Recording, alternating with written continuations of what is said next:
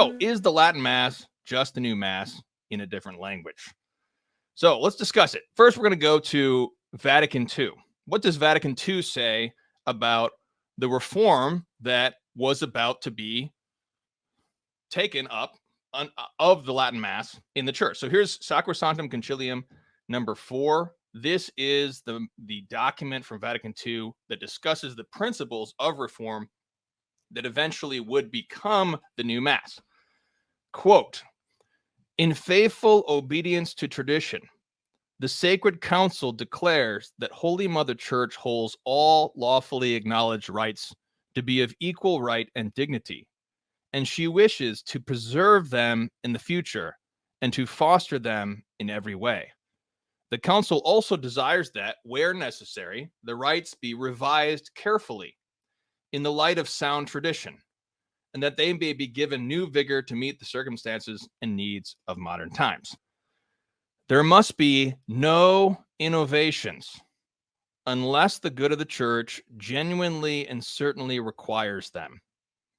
And care must be taken that any new forms adopted should in some way grow organically from forms already existing. So this chart here, so this is done by Matthew Hazel, who actually he analyzed all of the different prayers in the Roman Missal, both the ordinary prayers and the proper prayers. You have 52% of all the prayers. There's over 1,000 different prayers in the Roman Missal. So 52% of those were just taken out. So if we think back to our principles, remember we talked about for the principles from Vatican II, the carefulness of the reform that was supposed to take place. That care, that great care that there should be an organic development of the new forms. There should be no innovations. Well, we already have 52% of those prayers that are just taken all the way out. And then we have this green pie piece right over here. It's called centenized. That is a term that refers to combining two different prayers. So let me just explain that a little bit real quick here. A centenized prayer is when they took existing prayer A that was in the Latin Missal, and then they took existing prayer B that they found in an ancient missal from 1,000 years ago, and they took that prayer A and the prayer B and they put them together somehow. So this is a centenized prayer. So they may take out some of what was in the Latin Mass and take out some of what was in that prayer B, and then put them together into a single prayer. So that's a centenized prayer. So this brings up the other pie piece here, the orange one. And these are all of the prayers that were simply edited. So I'm going to give you an example in just a minute of a prayer that was edited. So for example, they removed one aspect of it. And an example of this is the Confiteor.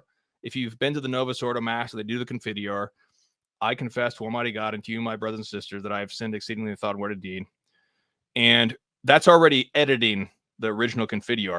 And then of the editing 24%, then we have this pie chart here on the right side.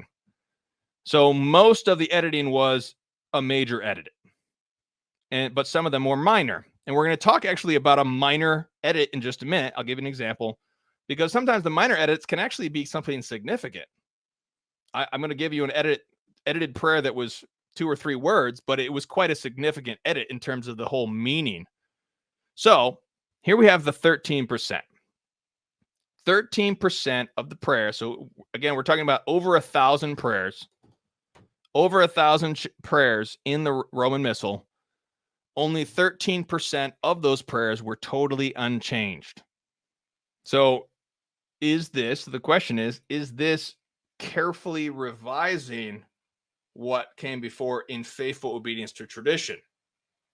This Sacred Council seeks to foster and preserve them, the rites, the Latin Mass, in every way. But what if only 13% is retained in the new Mass? So even if you have a reverent Novus Ordo that's all the smells and bells, Gregorian chant, it's in Latin, etc. The Latin Novus Ordo Missal will still only have 13% of the total prayers as it did in the Latin Mass.